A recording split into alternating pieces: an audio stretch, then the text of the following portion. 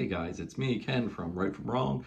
Today I wanted to talk a little bit about log lines, what they are, when we write them, and what's the main components of a log line for it to be effective.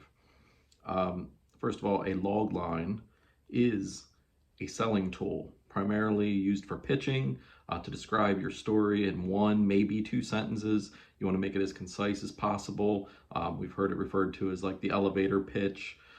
Sometimes it's a comp or a comparison, but usually there's a certain amount of information that producers, agents, managers, even just other people you're talking to about a story, there's information they want to know about that story, and usually it can all be summed up in a concise log line. Now, I know there's a little bit of debate about when you should write a log line, and there is no one set way to do it. A lot of people wait until their script is complete or they have a complete draft, and then they can go back and identify the parts and describe it. That way they plug in the information from the completed script. Other people begin with a log line or have it early in the process, and then they can use the log line to either tweak it as they move along in the writing process, or they can stay with the log line and make sure their story is matching what they originally intended to write.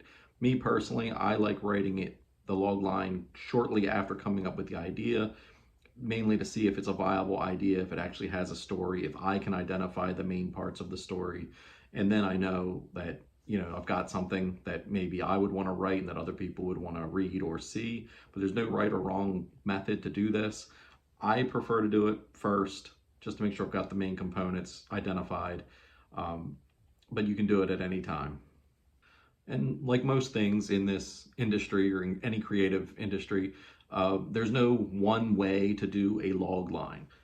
But there is certain information, like I said, that people are looking for. And if you can sum up your story and include this information in your log line, it'll be much more effective at communicating what your story is about and you're finding the correct audience. The first part is the inciting incident, generally. You want to put what is it that gets your protagonist into the story. This is usually the inciting incident in your script. So, the break into act one into act two, that's usually right there. Inciting incidents could be like when so-and-so is kidnapped, after a bank robbery goes wrong, after, like it usually begins for me, at least like a when or an after, when they find the body of a blank, that's the inciting incident. The next thing is usually the protagonist. And again, you don't want to use proper names unless it might be a biopic or someone famous. Then maybe you would want to do the name drop so they know it's a biopic. But otherwise, you can use the most common thing I've seen is a occupation and a descriptor of the person, usually. As long as it has something to do with the story, it might be a skeptical priest, a playboy archaeologist, I don't know, like something like that gives you an idea of what this person is and how they might go about solving this issue. Which brings us to the next thing, the issue itself. What do they do? After a body is, found in the ocean, a maritime investigator, has to solve the murder. Okay, that alone isn't a great log line. It might tell you what it's about, but we're still missing some key factors. One of which is the obstacle. Maybe they come across some corruption. Maybe the murderer is likely to be a famous person or a popular person or a protected person. So they have to solve the murder while, maybe they're being hunted. Maybe they're going up against a corrupt system. That also brings us to the stakes. Like, what keeps our protagonist from just saying, oh, well, I'll get the next one? Why are they so invested in this one? A lot of movies you'll see, it's the end of the world. A bomb is going off. Someone's going to get murdered. The hostages are in danger. Some, action movies, the stakes are usually pretty obvious. In dramas and comedies, they might not be as crazy, but they still have to be serious enough for that protagonist to not be able to give up on what they're trying to accomplish. Also, you're going to want the antagonist. If there's a particular antagonist, which there usually is, you can try to put them in there without making it too wordy. If you can get all of it in there, inciting incident, protagonist, their goal, obstacle, stakes, antagonist. It tends to make it stronger. It makes the opposition feel more focused. And if the person is someone of power, usually way stronger than the protagonist, it makes for a stronger and more interesting narrative. And the last thing sometimes is that people sometimes forget is if you can make it obvious what your genre or the tone of the story is, that's a huge plus and it helps a lot. I've also heard it referred to as like irony. Um, if you can add irony to it, an ex-murderer has to solve a murder. I don't know, something, I don't know if that's truly, irony, but something along that gets the people interested, like, oh, okay, this is different a little bit than every other murder mystery I've solved, I've read or seen. But if you going back to if you can say state the tone or the genre without just coming out and saying it, you want to say like I'll go back to my example, my Isle of the Dead horror comedy at a wedding. If the way I worded it, I included the word, bridezilla. I included a groom with cold feet and, wedding crashing. I included those words on purpose to kind of give it like a lighter vibe. If I wanted it to be a straight horror movie, I would have I would have worded it differently. An engaged couple is, fighting for their lives, from flesh-eating, monsters. I mean, that's not great, but I would have used words like that instead of, a, bridezilla and her groom with cold feet fight to save the relationships as well as the lives of their family when their wedding is crashed by the undead.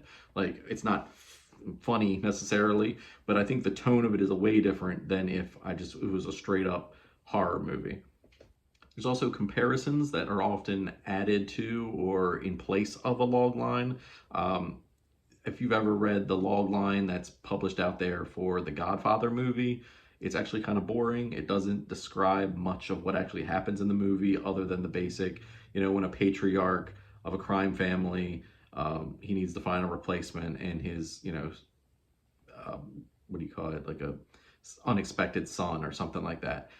But we also have to remember that The Godfather was a book first that was being adapted, so they weren't selling necessarily off of the log line, alone. Other movies, I believe it was a Steven Seagal movie, was pitched as Die Hard on a battleship. And if somebody's looking for Die Hard but on a battleship, that might work. But ideally, you're going to want a really tight log line because you can pitch this. This can be included in your query letters. They call it the elevator pitch. So if you're ever on an elevator with a famous or even an indie director or producer, and they happen to bring it up in conversation, you got about 10 seconds before the next floor. You can say, hey, yeah, well, I do have this. It's, Die Hard on a submarine or whatever it is, and then and then they can visualize it. And if that's something they're interested in, they'll ask for more. But in general, you want to keep it tight. I try to keep mine to one sentence. I've seen other ones that are two that do it really well, but comparisons are good if you have them. Again, you want to use comparisons of movies that were successful and that people are aware of. And if you can't find any, maybe there's a reason that story hasn't been told yet. That doesn't mean don't write it, don't share it, don't try to, tell it.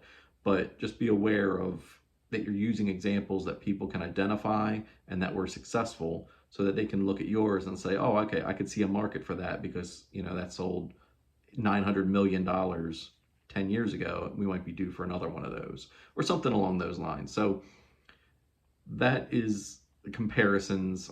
We hear them called comps sometimes, and they're usually with or in addition to, with or in place of log lines. I still think the log line is more important, but it's good if you have a comparison, if you can add that to your query letters. It's good to have. Okay, and just to sum it up, since I'm trying to make this quicker than usual, log lines is a thing that a lot of people ask about. It's a totally different skill set than writing a script. So I know a lot of great scripts, the writers have horrible times trying to figure out the log line, trying to get it down to one sentence or two. But if you've got that inciting incident, a protagonist, their goal, the stakes, the antagonist, and maybe a little irony and something worded in a way that shows the genre of the movie, I think you're well on your way. And like I said, if you do it before you write the script, you can always go back and tweak it. You're not stuck to that. But I like doing it so that I can identify those pieces, those core elements. And if I choose to change one at the end of the day, feel free. I mean, it's your tool to use. It's your story. It's your script. Do what you want with it. But it's a great selling tool. It's something to add to your query letter, and keep tweaking it. I'm still tweaking, log lines that I wrote years ago because I found a better way to get that information across, maybe in a better tone, or it just is a shorter, more concise way to say it. So that's log lines, very brief. If you have any questions about it, reach out to me. Maybe we can work on some log lines together. I do want to do something in the future with maybe some live streaming. Maybe we'll do some writing, and I'll give some examples on my screen. I'm still kind of new at this, but I believe I've got the software set up. I'm going to do a couple tests, and yeah, I'd like to do a couple live streams, maybe answer some questions live. I mean, again, I'm an amateur, just like probably most of you. I might not be able to answer everything, but I mean, we'll do this together. I'd like to have you all, around. We can, do what we got to do, and hopefully write some great stories and have some fun while doing it. All right, have a good one. Happy St. Patrick's Day.